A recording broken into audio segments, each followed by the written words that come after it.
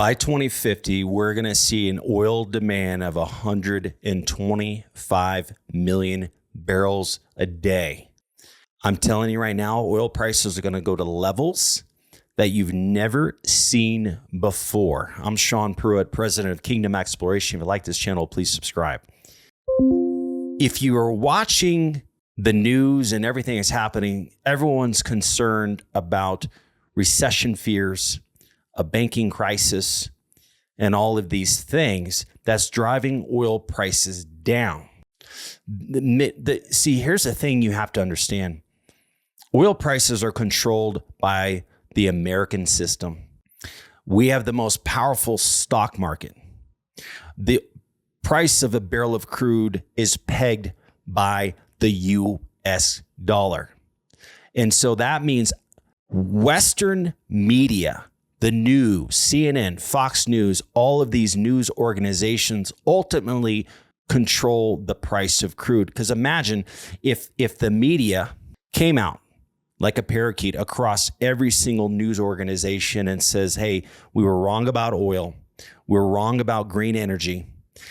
Oil demand is going to hit levels we've never seen before. Everybody would be investing in the oil price stock. They'd be chasing the commodity rally, and oil prices would go to $200 a barrel overnight. Now, we're seeing the exact opposite of that because the media, they are controlled by the system. The system wants to keep a balance. The system wants to prevent a crash. They want to keep the stock market rallying. They want to keep the greenback in play. The world reserve currency is the greenback, the US dollar. But if we hit a major recession and if everyone stops using the greenback, it's going to destroy the system. It's going to crumble. And so if oil prices hit $150 a barrel, it's going to cause it to crumble. So they're going to do everything they can to reduce the confidence in the price of oil, because they're not increasing. Because in a simple situation, in a free market, in a free capitalist market, you meet demand. Hey, oil demand is expected to go up this year. Okay, let's increase the amount of oil that we develop. No, they're reducing, the woke banks and the left, they are reducing the amount of oil development. So instead of increasing supply for the increasing demand, let's use the news to give fossil fuels a black eye to make everyone think, hey, everything's just fine. Green energy is going to save the day. Fossil fuels causes global warming, and everything's going to be just fine because the demand for oil is decreasing. No, here's the truth. So the largest sector for the demand for crude, for oil, comes from the transportation sector. It represents 60%. The other is industrial, and the other is petrochemicals. So the biggest usage is gas-powered cars, gas-powered transportation, diesel transportation, and what have you. Okay. Now, here's the lie. Green energy, electric cars, is replacing gas-powered cars and reducing the reliance on oil. Now, it is true that we're losing market share to electric cars, and they are increasing. Yes, but the demand for oil continues to grow in that sector because there's more people buying gas-powered cars than ever before because of the emerging markets. Not everyone is America. America, we peaked our demand for oil very quickly because we have the world reserve currency, making our country the richest country in the world. The other rich countries are the ones that get a lot of greenbacks. For instance, Saudi Arabia is rich because they sell a lot of oil, and in return, they get the greenback. It's the most stable currency in the world. The entire world, the barrel of oil is pegged to the US dollar. Now, here's the deal. So oil is growing in the sector of transportation, which everyone thought we're reducing it. No, oil demand in that sector is growing. And then you look at industrial. There's no solution to replacing a Walmart truck with green. the industrial, shipping, transportation, flying, everything else. There's no viable solution for that. So we continue to be dominated by fossil fuels in that industry. Then you look at petrochemicals. What are you going to use to replace plastics and rubbers and lubricants and everything else? There is nothing. So yes, they've made great strides in the area of green energy, but the largest sector, which is transportation, that they're supposed to be making a major dent, they're not even making a dent. They're not reducing the demand for fossil fuels in that sector. And they've spent more money than ever before. Where's the second round of funding, the third round of funding going to come from? They can't. They're having to reduce the amount of inflation. So they have to soften that landing. Can't continue to keep printing money with everything that's going on. So let's look at United Nations. Our growing population, the world's population is expected to increase by nearly 2 billion persons in the next 30 years. So we're going to see an increase of 2 billion people in the next 30 years. Okay. Now let's look at the effect of oil demand. Okay. So if you look here, the average population growth is 0.83%. So I started out with a 8 billion people we have today, and then I extrapolated it until 2050. So it's right. We're at 10 billion by 2050. So my calculations are correct, and they're in line with the United Nations. Okay. Now I took 8 billion people. I took our current oil demand at 100 million barrels a day. That means the average person uses 0.0125 barrels of oil a day out of 8 billion people. Okay. And so if you look based on those numbers of an increase of population of 0.83%, we're going to have an additional 66,400,000 people next year. That means our demand for oil will increase 830,000 barrels of oil. Who is going to furnish that 830,000 barrels of oil? You look at year 2025, we're going to be at 101,600,000 barrels of oil. That's an increase of 1.6 million barrel a day demand. Where is that oil going to come from? In addition, each year we're losing 10% a year of production. Each year we have to find a brand new Saudi Arabia. Each year we have to find a brand new Russia. Okay, let's look at the year 2050. By year 2050, we'll be at a population of over 10 billion people, and the demand for oil will be at 125 million barrels a day. Now, Sean, green energy is going to grow as well. Yes, green energy is going to grow, but not across the globe. Listen, you got to take your eyes off the West, off America. America might reduce the amount of gasoline and diesel and crude we are consuming because of advanced technology, but the rest of the world could care less. The rest of the world is getting off the woke system. China is leading the charge. And so if you look at India, I forget where this data came from, but they're saying that in short order, they are going to rise 600 million people out of poverty into the middle class. That adds an additional $10.5 trillion of buying power from those 600 million people. They're going to want oil. India is not woke. They were the most insulated from when we had the European energy crisis. They were the most insulated from this because they didn't listen to the rest of the world. They just kept buying Russian oil. They did whatever it took to protect their people. They didn't operate under the woke agenda. They were intelligent about it. Okay. They're focusing on what works today. Green energy does not work today. And so India is one example of many. China is increasing. They're bringing many people out of poverty into the middle class. Their demand for energy is increasing.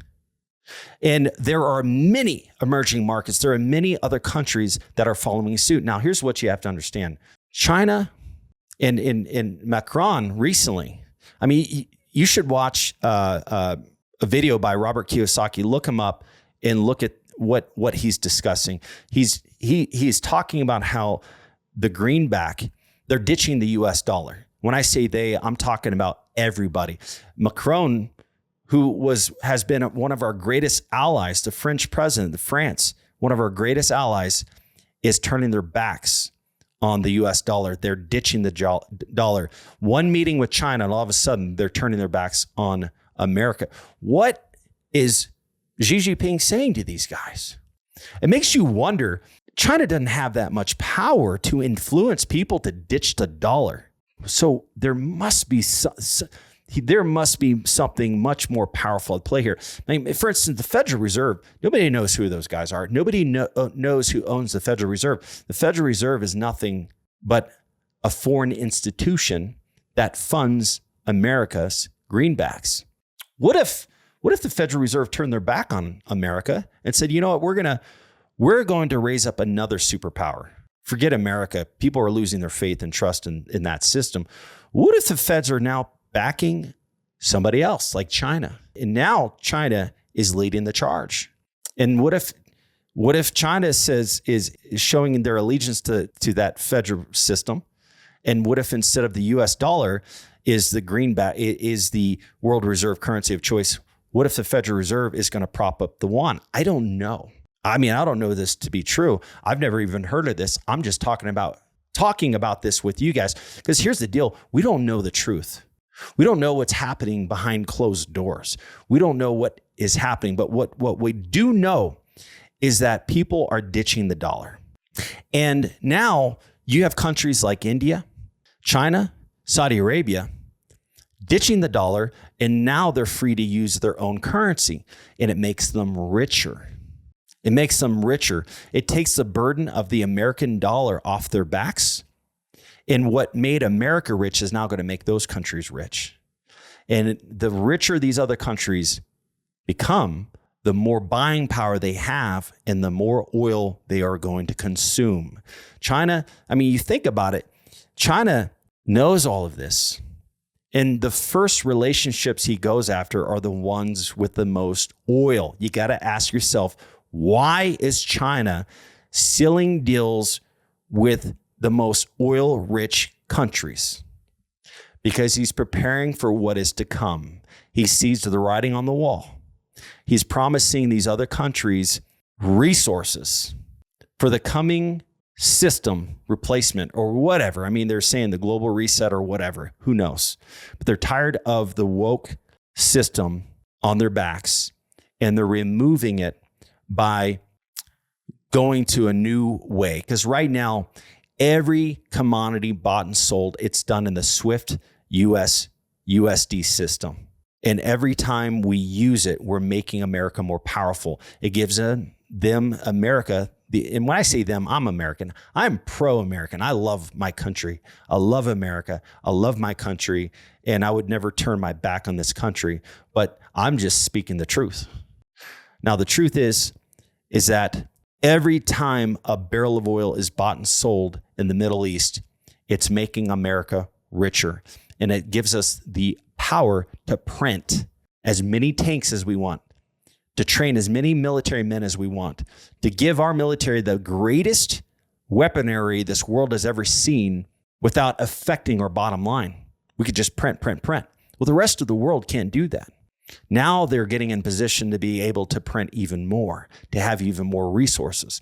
And so China knows that once this whole thing shifts off America into the hands of other countries like China, their need for resources is going to grow. Therefore, that's why he's buying up these oil contracts now, because he's going to need it to grow. Okay. And so how do you prepare for what is coming? If you listen to Robert Kiyosaki, he says, for instance, in the oil sector, oil is a commodity. Okay. He said, don't buy a paper stock to own oil. You own the material itself. You own crude. Okay. And the thing you have to understand is that your money in your bank account is losing value. And the more countries like France, Brazil, Africa, Saudi Arabia, Russia, all these countries are ditching the greenback. The more they do that, the more inflation you're going to see. And so protect your family, buy something tangible. I mean, that's what the rich people do. Don't put your faith in the system, the stock market. Don't put your faith in anything else.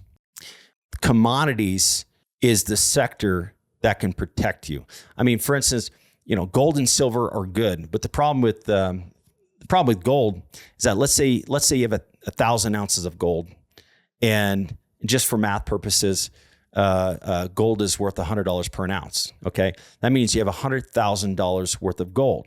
Okay, put that gold in a safe, 1,000 ounces of gold in the safe, and then 10 years later, let's say it's $200 per ounce. That means now you have $200,000 worth of gold. Okay, now, but the problem is if gold prices do drop, let's say they drop down to $80 per ounce. Now you have $80,000 worth of gold. So you just lost $20,000. Now imagine if you own the golden goose. The golden goose, you might start out with 1,000 ounces of gold, and then 10 years later, you show up. Now you have 2,000 ounces of gold. So your amount of your gold doubled without buying more gold.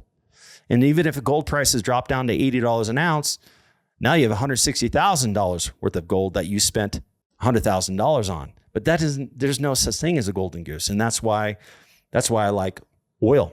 When you own an oil well, it produces oil. And the day that if that barrel of oil is born today, we're going to sell it for 80 something dollars a barrel, whatever current prices are.